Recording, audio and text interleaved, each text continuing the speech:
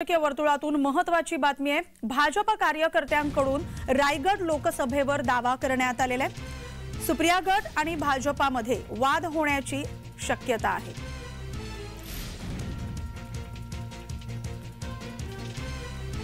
रायगड लोकसभेच्या जागेवरून महाराष्ट्रात महायुतीमध्ये वादाची ठिणगी पडण्याची चिन्ह दिसतात। रायगडमध्ये सध्या राष्ट्रवादीचे प्रदेशाध्यक्ष सुनील तटकरे हे विद्यमान खासदार आहेत। तरी देखील रायगडमध्ये भाजपा कार्यकर्ते हे रायगड लोकसभेच्या जागेवर आपला हक्क सांगतायत।